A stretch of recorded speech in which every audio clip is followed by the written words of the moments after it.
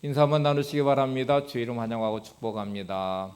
은혜 받으시기 바랍니다. 네. 우리가 드디어 이제 여호수아를 통해서 가나안에 들어간 이스라엘 백성들의 이 모습을 따라가게 될 텐데, 오늘 이 제목이 죽음에서 시작해서 죽음으로 끝나는 여호수아서 이렇게 되어 있습니다. 여호수아서는 하나님의 그 약속을 품고 위대한 도전을 하면서 약속의 땅에 들어가는 희망의 메시지로 시작을 해야 될 것 같은데, 죽음으로 시작을 하고요. 또 마지막 끝난도 또 죽음의 이야기로 끝나요. 그래서 이게 참 이상한 거죠. 우리는 죽음 그러면 인생이 끝나는 자리이고, 어찌 보면 참 허무하게 그 인생이 끝날 것 같은 자리가 왜 여호수아의 시작과 끝이 죽음의 이야기로 시작되어 끝났을까를 좀 생각해 봐야 되죠. 소설가 중에서 인생의 허물을 다룬 소설가들이 많이 있습니다. 그 중에 가장 대표적인 사람이 어니스트 해밍웨이라는 분이 계신데, 이분의 소설들을 보면은 초반부에는 좀 이렇게 희망찬 이야기, 또 기대하는 모습, 이런 좋은 이야기들로 채워지다가 마지막에는 다 인생의 허무함으로 끝나는 결말을 맞아서 좀 읽어보면 좀 가슴 아픈 부분들이 참 많아요. 이분 인생 자체가 이제 그런 상처가 많은 분이시기도 했는데, 그분이 쓴 노인과 바다라는 책에 보면 이제 이런 내용입니다. 산티아고라는 이 주인공, 나이가 많이 든 노인인데, 이분은 이제 조그만 움막에 살면서 그의 생업은 고기를 잡는 어부예요. 바다에서 낚시로 고기를 잡는데, 하루하루 고기를 잡아서 그것이 생계를 유지하는 수단이 됐는데, 84일의 시간 동안 한 마리의 고기도 잡지 못하는 정말 힘들고 어려운 시간들을 보내게 됩니다. 어떻게 이렇게 한 마리도 안 잡힐까? 나이가 들고 오두막에서 그것도 힘든 하루하루를 버텨내며 살고 있는데 고기를 잡아야 살 거 아니겠어요? 근데 84일 동안 한 마리 잡히지 않는 이런 시간들을 버텨내며 그러나 포기하지 않고 끝까지 도전하고 있는 이제 이 산티아고라는 이 노인의 모습을 통해서 인생은 결국 수많은 문제와 부딪혀 싸우고 견뎌내고 그러면 살아야 된 인생이라는 거를 이제 드러내는 내용이죠. 근데 84일째 되는 이 멕시코 만류에서 이제 이 조각배를 띄우면서 고기를 잡는데, 하루는 84일이 지난 날에 기가 막히게 이 낚시에 고기가 딱 걸려들었는데, 어마어마한 고기가 걸려들어서 고래같이 큰 고기가 걸려들어서 이제 며칠 동안 또 사투를 벌이게 됩니다. 포기할 수 없기 때문에 낚싯줄을 놓을 수 없어요. 그래서 풀었다 조였다 하기를 며칠 동안 밥도 먹지 못한 상태에서 사투를 벌여서 고기가 기진맥진한 상태로 이제 드디어 승리를 했어요. 그래서 배에 올릴 수가 없으니까 낚싯줄 그 자체를 배에 묶어서 회심의 미소를 지으면서 돌아오려고 하는데, 갑자기 상어떼들이 나타나서 고기를 막 그 살점을 물어뜯기 시작하는 거예요. 내가 어떻게 잡은 고기인데 이거를 놓칠 수 없다. 그래서 또 상어떼와 사투를 벌여서 그 상어떼를 다 내쫓고 드디어 고기를 지켜낸 줄 알았더니 고기에 살점이 다 뜯겨가지고 뼈만 남아버렸습니다. 그렇게 항구로 돌아온 이 산티아고 이 노인 이 주인공은 그냥 고기를 항구에 데워놓고 뼈만 앙상하게 남은 그 고기를 버리던 채로 쓸쓸하게 오두막으로 돌아가는 내용이 노인과 바다의 책의 줄거리예요. 인생이 참 허무하다. 열심히 살고 수고하고 노력해서 뭔가 이루는 줄 알았더니 죽음 앞에서 다 그냥 끝나버린 인생, 허무한 것이 인생이다. 이거를 해밍웨이는 그 소설을 통해서 드러내고 있어요. 그러면 오늘 여기 등장하는 4명의 사람들의 죽음, 여호수아는 그러면 허무한 책인가요?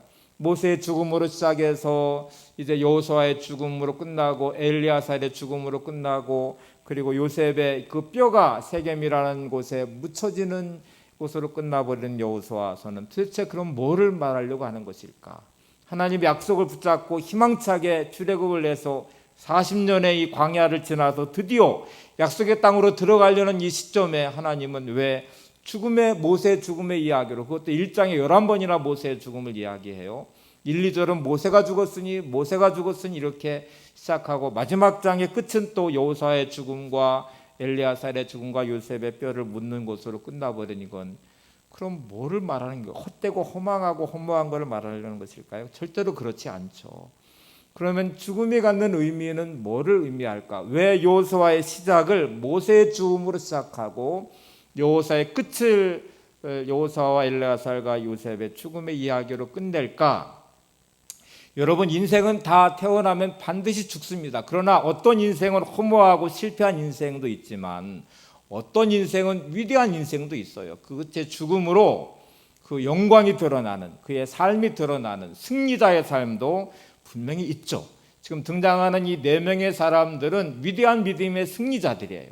자신들의 삶의 모든 문제들을 다 이겨내고 주신 사명을 감당해 승리한 거룩한 하나님의 사람들로 소개하고 있어서 우리의 죽음을 보면서 우리의 죽음도 절대로 허무하지 않는 죽음이 되도록, 그렇게 끝나지 않는 죽음이 되도록, 사도 바울은 자신의 죽음을 향해 가는 마지막 시점에 이런 고백을 하거든요. 디모데후서 4장 7절 8절에 믿음의 선한 싸움을 싸우고 달려갈 길을 마쳤기에, 그리고 나서 이제 그가 바라는 끝의 소망이 뭐냐면 주님 앞에 섰을 때, 하나님 앞에 섰을 때에 의의 면류관을 받기를 소망하면서 고백하는 이 내용이 디모데후서 4장 7절 8절 말씀이거든요. 그러면 이 관점으로 보면 모세도 여호수아도 엘리야살도 요셉도 자신들의 험난했던 인생의 시간들을 믿음으로 승리하고 하나님 앞에 섰을 때 의의 면류관을 받은 승리자의 모습으로 우리에게 보여주고 있는 것이죠. 그래서 여러분, 우리가 이제 잠깐 이 4사람을 살펴보고 다시 여호수아에게 집중해 볼 텐데요. 오늘 이 여호수아의 첫 시간, 여호수아서의 첫 시간을 맞이해서 우리의 죽음의 끝을 한번 보시면서 하나님, 내가 내 인생을 살아낸 후에 이 마지막이 영광스럽기를 원합니다. 헛되고 허망한 인생의 끝의 죽음이 아니라 믿음을 잘 지키고 선한 싸움을 싸워서 승리한 승리자의 삶으로 기록되게 하시고 하나님 앞에 섰을 때 내가 의의 면류관, 하늘의 별처럼 빛나는 영광스러운 삶으로 세워지기를 원합니다. 오늘 이 가슴팀의 마음이 저와 여러분들 안에 있기를 바랍니다.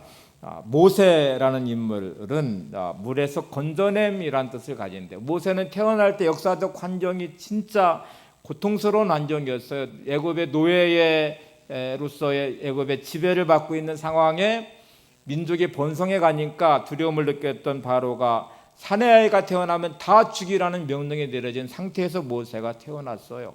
운명의 장난처럼 그렇게 태어난 모세는 죽어야만 되는, 태어나자마자 죽어야만 되는 그의 인생이었는데, 그 어머니의 그 사랑스러운 보살핌 안에 석 달 동안 숨겨서 키우다가 더 이상 키울 수 없어 갈대 상자에 넣어서 나일강에 버려진 이 아이, 그렇게 끝날 것 같은 그 아이를 하나님 은혜를 베푸셔서 바알의 공주에게 발견되게 하시고 신분이 갑자기 바뀌죠. 히브리의 애굽에 노예했던 이 아이가 또 태어나면 죽어야 될 이 아이가 바로의 딸 공주에게 발견되면서 공주의 양아들이 되고 갑자기 신분이 이제 왕자의 신분이 됐어요.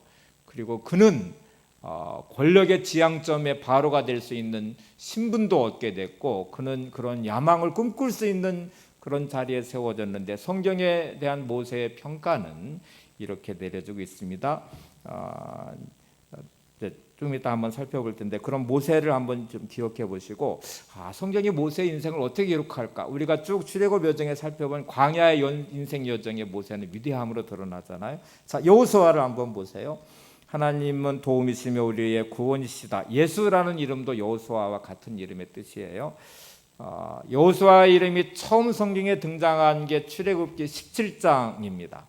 출애굽기 17장에 여호수아 이름이 어떻게 등장하냐면 아말렉과의 첫 번째 전쟁, 출애굽을 해서 드디어 이스라엘 백성이 적을 만나 전쟁을 해야 되는데, 엄청난 아말렉과 싸움을 해야 되는데 갑자기 여호수아 이름이 그때 딱 등장을 해요.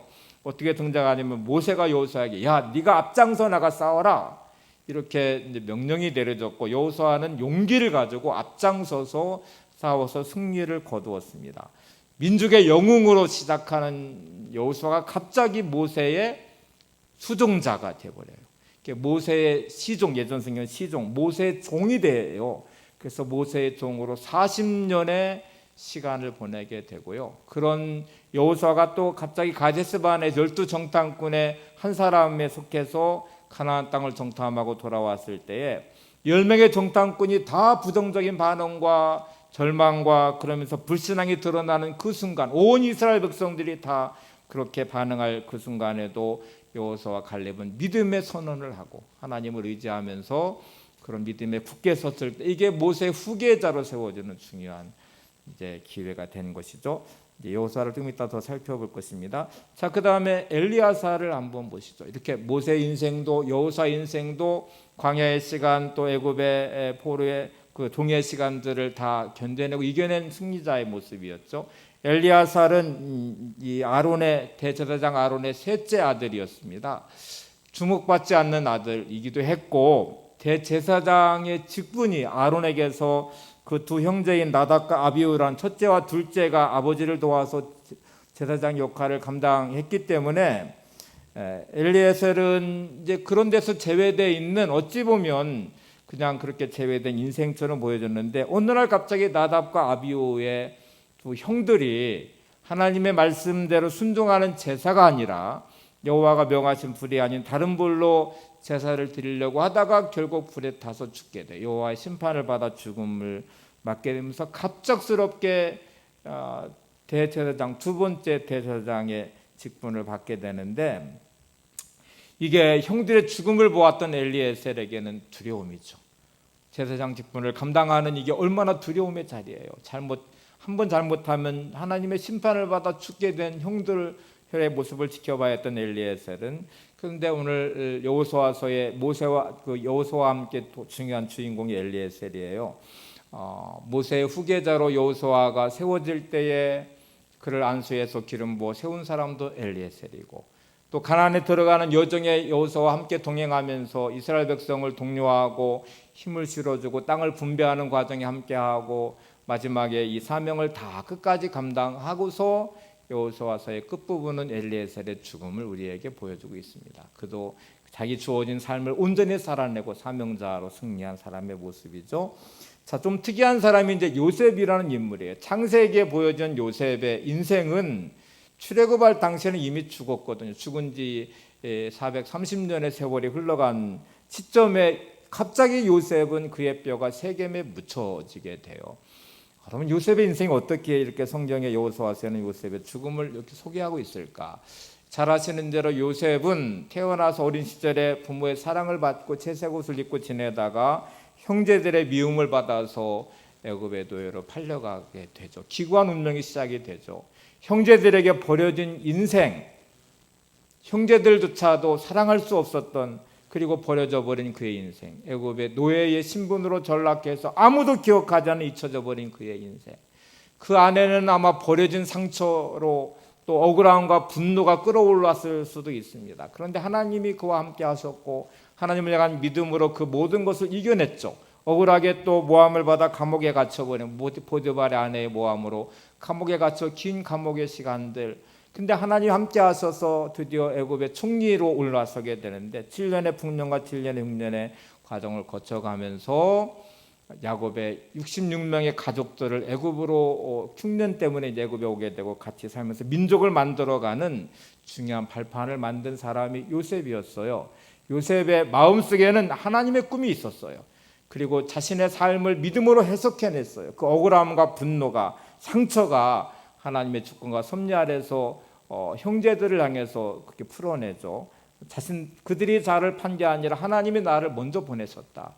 이 흉년이란 기간을 통해서 이 가족, 야곱의 가족들, 아브라함과 먼저 하나님 언약의 성취를 위해서 민족을 만드시기 위해서 먼저 나를 보내신 것이고 이렇게 보호해서 민족을 만들기 위해서 하나님 하셨다는 이 주권과 섭리를 깨달은 사람이 요셉이에요. 그리고 죽으면서 그가 유언했던 내용이 내가 지금 죽어서 여기에 묻힐 수밖에 없지만 하나님의 언약이 성취되는 날에 너희들이 민족이 되어 나갈 때에 나의 뼈를 하나님의 약속의 그 땅인 가나안에 묻어라 하고 유언을 했고 그들이 출애굽할 때 그 요셉의 유언에 따라서 그 뼈를 추려서 가지고 나왔습니다. 그리고 세겜이라는 땅에 요셉의 뼈가 묻혀지게 되는데 이건 하나님의 언약의 성취에 중요한 자리이기도 하고 이스라엘 백성에 꿈꾸게 하는 애굽의 노예이고 그 자리이지만 또 꿈꾸게 하는 놀라운 은혜를 준 사람이기도 하죠.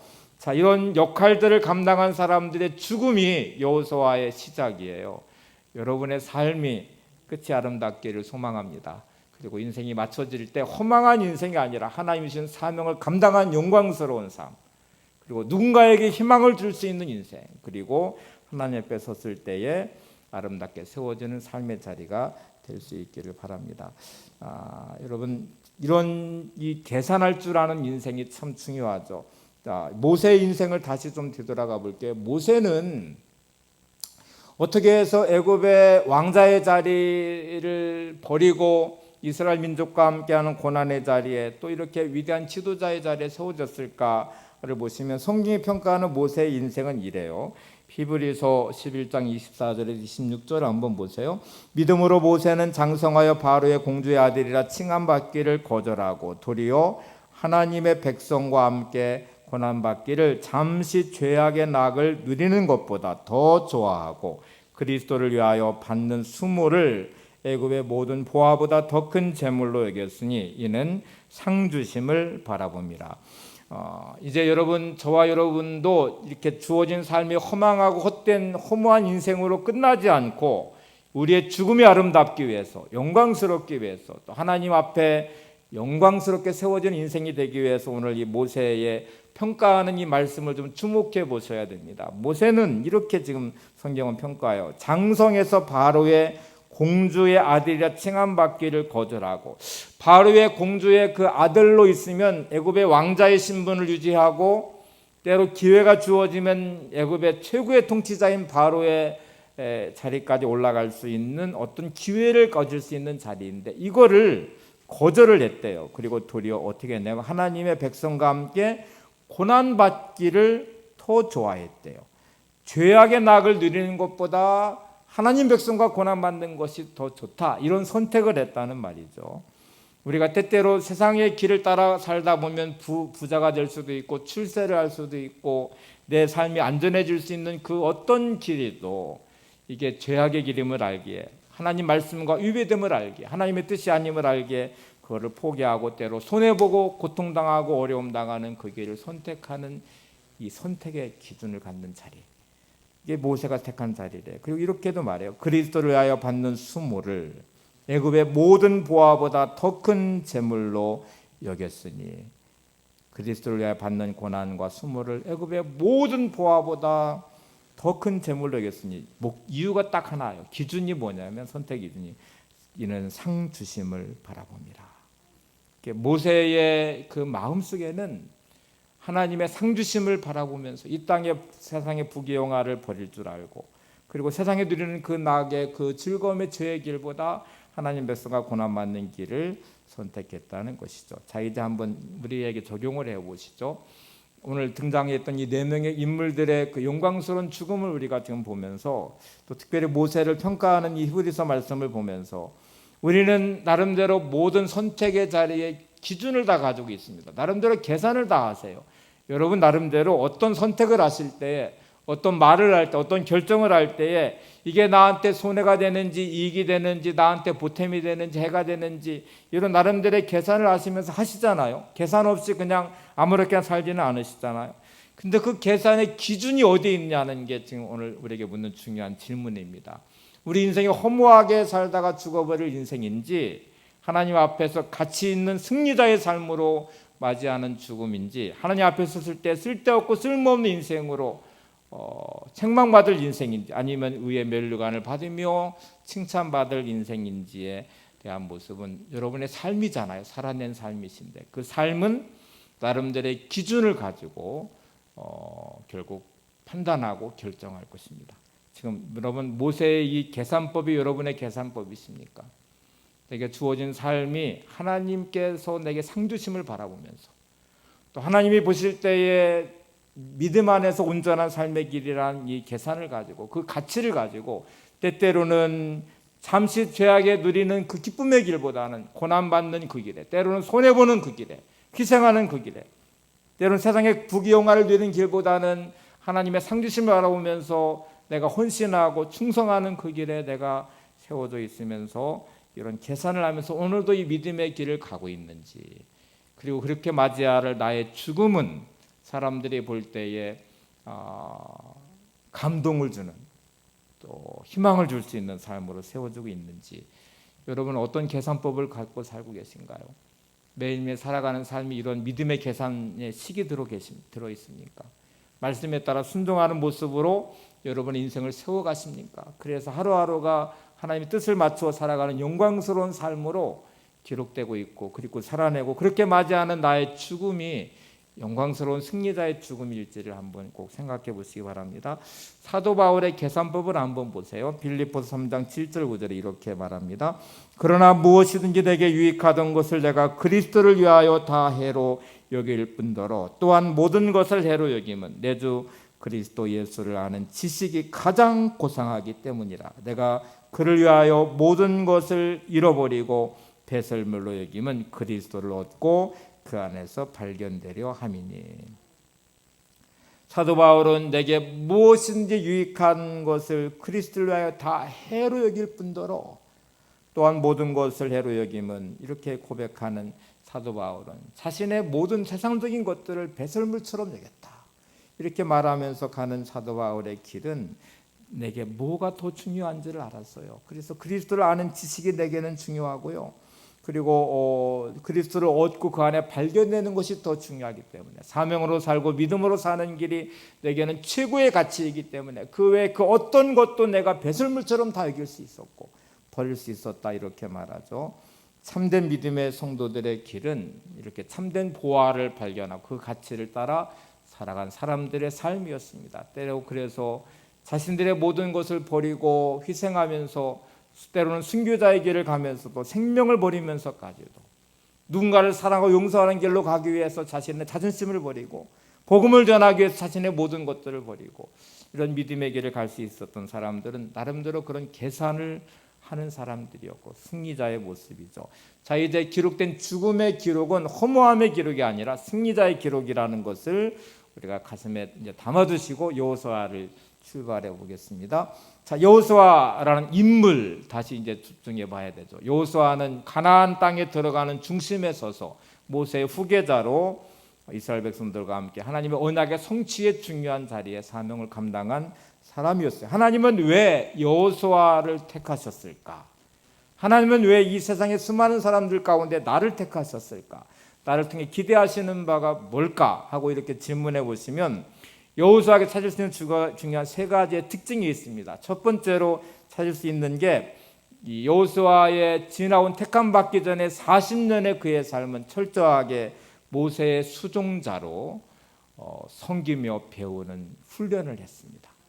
그러니까 그의 삶은 아말렉의 전쟁에 승리한 영웅의 삶으로 출발을 한 듯 보이지만 그런 것으로 그의 인생이 교만해지거나 사람들의 위에 지도자로 세워지려고 하지 않고 다시 모세의 수종자로, 모세의 시종으로 철저하게 그 40년의 광야의 시간을 배우고 섬기면서 그의 삶을 세워갔어요. 그래서 1절의 시작을 보시면 여호수아를 모세의 수종자라고 기록했는데 마지막 끝날 때 24장의 29절을 보시면 여호수아의 이 모습이 달라져. 여호와의 종 눈의 아들 여호수아, 이렇게 기록되어 있습니다. 그런 사람의 종 수종자로 시작한 그의 광야의 시작의 그 끝자락에 모세의 죽음과 함께 위대한 지도자가 되고, 그리고 그는 여호와의 종으로 승리자의 삶을 살아냈던 사람이었어요. 이제 섞어서 제가 말씀을 계속 드릴 텐데 두 번째 찾아볼 수 있는 게 말씀의 능력이에요.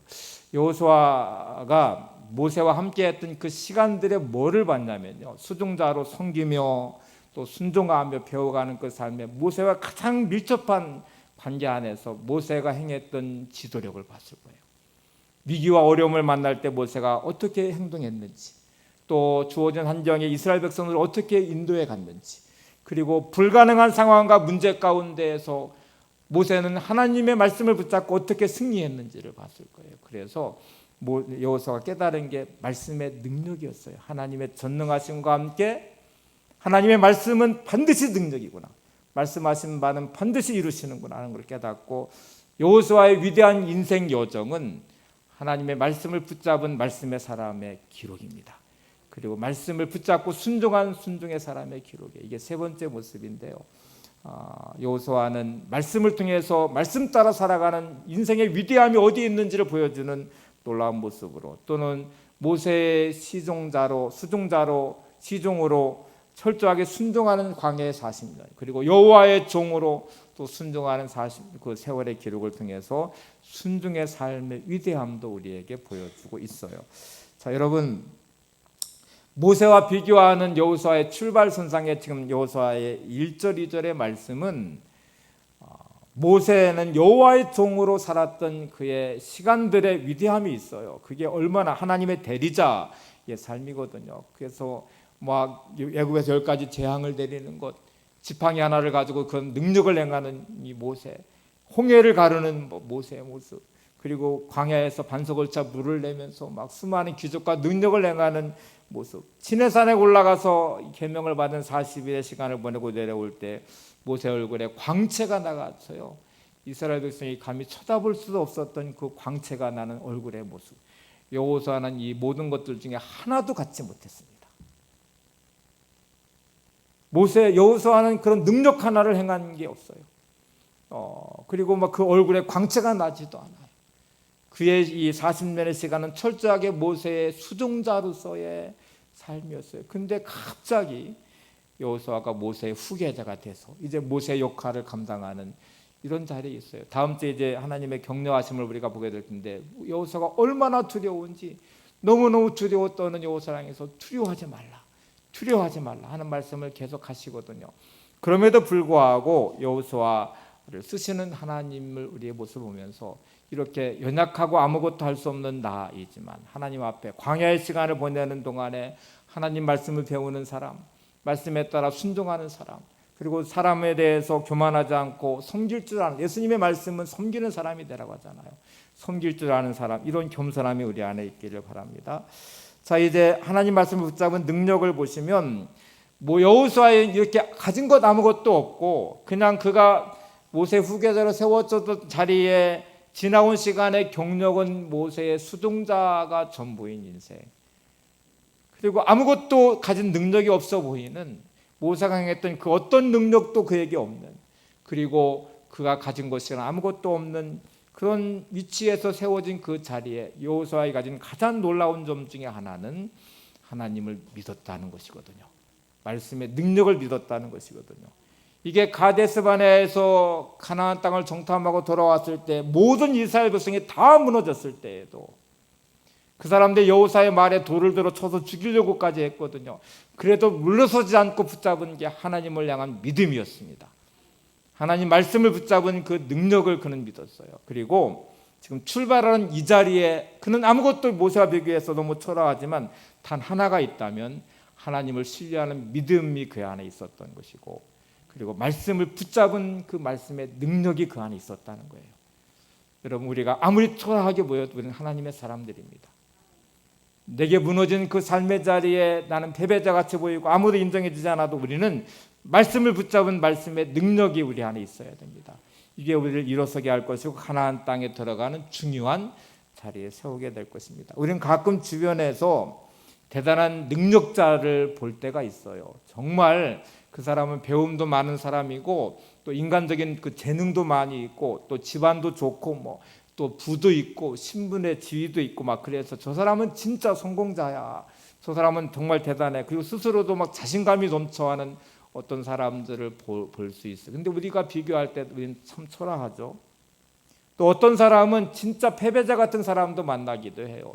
열등감이 가득해서 스스로 인생을 비관하고 자포자기하고 자기가 인생의 패배자인 것처럼 그렇게 말하면서 인생이 무너져가는 사람들도 보게 되는데, 여호수아의 쓰임받과 앞으로의 이 여호수아서에 나온 여호수아의 행적은 이 두 가지가 무서운 함정인 것을 알아야 돼요. 이게 빠지지 않는 함정으로 오직 하나님만 신뢰하고 하나님 말씀을 붙잡고 이 믿음의 위대한 여정을 시작한 사람이, 우리가 이제 그래야 되거든요. 여러분이 가지고 있는 재물이든지 배운 지식이든지 가지고 있는 신분, 집안 배경인데 그것이 절대로 교만함의 자리로 가지 말아야 돼요. 이게 무서운 함정이에요. 하나님 앞에서 교만하지 말아요. 사람들 앞에서 교만하지 말아요. 그게 하나님께 쓰임받는 조건이 될 수가 없거든요. 예수님의 제자들의 택하심의 기준이 그런 세상적 기준으로 택하지 않으셨어요. 그렇게 택하셨으면 바리새인과 서기관들과 같은 사람들, 또 지위를 가지고 있는 어떤 사람들, 부자인 어떤 사람들 택하셨어야 되는데 주님의 기준은 그게 아니고요. 우리가 택함 받은 기준은 여러분이 가지고 있는 지식 때문에 택하신 게 아니고요. 여러분이 가지고 있는 무슨 재능이나 능력 때문에 택하신 게 아니에요. 또 패배자의 모습도 무서운 함정이거든요. 그래서 하나님을 만나고 은혜를 받으면 제일 첫 번째 자리는 내가 아무것도 아니라는 자신의 무능함을 깨닫는 자리입니다. 그 열등감이나 패배자의 패배의식이 아니에요. 하나님 앞에 내 자신이 얼마나 초라한 존재인지, 하나님의 능력 앞에 내가 얼마나 무능한 존재인지, 하나님 앞에서 내가 얼마나 가치 없는 존재인지를 내가 깨닫고 그 순간부터 그런 나를 택하신 하나님, 그런 나를 인도하신 하나님, 그런 나를 붙잡아 주신 하나님, 그런 나에게 사명 주신 하나님의 그 영광을 보면서 하나님을 신뢰하는 믿음으로 일어서셔야 됩니다. 그리고 지금 모태의 삶은 하나님, 이제 내가 세상적인 가치나 세상적 지식이나 이런 내가 가진 조그만 능력 때문에 교만하지 않고 날마다 주님 의지하면서 말씀에 순종하는 삶을 살겠습니다. 이 결단이 여러분의 가나안의 위대한 여정을 시작하게 할 것입니다. 하나님 인도하심 따라 승리하는 삶으로 세워갈 것입니다. 그래서 여러분, 나의 삶이 오늘 이 시간에 세워져야 될 중요한 부분은 하나님 여호수아와 같이 때로 겸손하게 40년의 시간을 수종자로, 모세의 수종자로 겸손하게 배우고 섬기면서 그의 삶을 세워갔듯이 겸손하게 하나님을 배워가셔야 되죠. 그리고 오늘 이 말씀을 붙잡은 여호수아와 같이 세상적인 것으로 내 인생을 세우지 않고 내가 얼마나 가치없고 무능한 존재인지를 철저히 깨달으며 하나님을 신뢰하는 믿음으로, 그리고 말씀을 붙잡은 하나님의 사람들로 일어서시기를 바랍니다. 자, 여호수아의 시작은 모세의 죽음으로 시작됐다고 그랬죠. 자, 이제 다시 여호수아 1장 1절 2절을 보세요. 이렇게 돼 있어요. 여호와의 종 모세가 죽은 후에 여호와께서 모세의 수종자 눈의 아들 여호수아에게 말씀하여 이르시되 내 종 모세가 죽었으니 이제 너는 이 모든 백성과 더불어 일어나 이 요단을 건너 내가 그들 곧 이스라엘 자손에게 주는 땅으로 가라. 자, 여호와의 종 모세의 죽음. 여호와의 종이란 단어 자체는 하나님의 대리자라는 말이에요. 그리고 하나님의 대리자로 이 땅에 얼마나 큰 능력을 행했는지를 그대로 드러내는데, 여기에 등장하는 여호수아는 어떻게 소개하고 있어요? 모세의 수종자 눈의 아들 여호수아. 비교되는 여호수아의 출발은 이렇게 모세의 수종자로서, 모세의 종으로서, 사람의 종으로 이렇게 시작했던 그의 신분.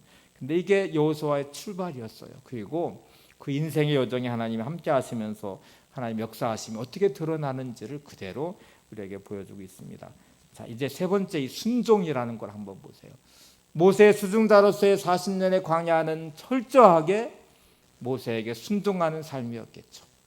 여호수아의 마지막 기록된 여호와의 종으로 기록된 그의 죽음을 보면서 여호와의 종으로 출발하는 이제 이 출발선상에 여호수아는 어떤 마음을 가졌겠어요? 내가 하나님께 철저하게 순종하는 하나님의 종이 되겠다 하고 이렇게 고백하고 선언하며 시작하는 삶이었겠죠. 우리의 인생 여정은 철저하게 순종의 삶이셔야 됩니다. 살아가는 여러분의 삶의 자리는 하나님께 물으셔야 돼요. 하나님의 뜻이 무엇인지, 하나님 오늘 나의 삶에 무엇을 기대하는지. 나는 여호와의 종입니다. 나는 하나님의 종입니다. 하나님께 순종하며 살겠습니다. 말씀 따라 내가 살아가겠습니다. 이 믿음의 결단이 대단히 중요하다. 아리스토텔레스가 정치학이라는 책을 쓰면서요, 지도자가 되는 사람들, 사령관, 그 당시에 군대 사령관이 되는 사람들은 순종을 배운 사람들이래, 이렇게 말했어요. 순종을 배워본 적이 없는 사람은 훌륭한 사령관이 될 수 없다.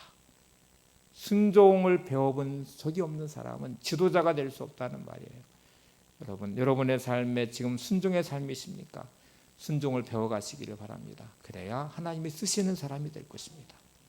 모세의 시종의 삶이 있었기 때문에 여호수아는 하나님의 종이 될 수 있었어요. 모세의 시종으로 철저하게 배우고 섬기는 훈련이 되어 있기 때문에 이제 하나님의 종으로 말씀 붙잡고 순종하는 삶의 자리에 서게 될 것입니다. 자, 이제 출발하는 이 출발에 모세가 죽었다 하는 말씀이 1절 2절에 반복해서 나와요. 모세가 죽었으니, 또 1절에 여호와의 종 모세가 죽으니, 2장에 내 종 모세가 죽었으니, 1장에 또 11번이나 계속 이렇게 나와요. 죽었다는 말이 등장하면서 이 출발선상에 여호수아를 놓으신 다음에 이제 2절 하반부에 보시면 이렇게 돼 있어요. 이게 이제 중요한 구절이거든요. 이제 여호수아가 출발하는 자리를 한번 보세요. 너는 이 모든 백성과 더불어 일어나 이 요단을 건너 내가 곧 그들 곧 이스라엘 자손에게 주는 그 땅으로 가라. 자, 여러분 말씀이 지금 딱 주어져 있어요. 근데 이 말씀이 뭐냐면 가래요. 그냥 일어나서 가라. 이스라엘 자손들과 함께 더불어서 요단을 건너서 요단 이 가나안 땅으로 내가 주는 그 땅으로 들어가라. 이렇게 말씀하는데 그러면 무슨 대안이 있을까요? 자, 이제 보시죠. 요단을 건너라고 말한 요단강은 무기가 돼서 강이 범람을 하기 시작한 때입니다. 도저히 건널 수 없는 거예요. 방법도 없어요. 근데 하나님은 건너가래요. 배도 안 주셨는데 배를 만들어 주시고 야, 이 배 타고 건너가라 그러든지 무슨 방법을 주셔가지고 건너가라 그러는데 아무런 대책과 방법도 없이 건너가래요. 눈에 보이는 요단강은 지금 범람하고 있어요. 건너갈 수 없는 강이에요. 가나안 땅으로 들어가래요. 근데 그 가나안 땅은 비워진 땅이 아니거든요. 거긴 적이 존재하거든요. 거기에는 가나안 7족속이 살고 있고요. 33개의 견고한 성들이 있고요. 무기가 있는 군대가 있고요.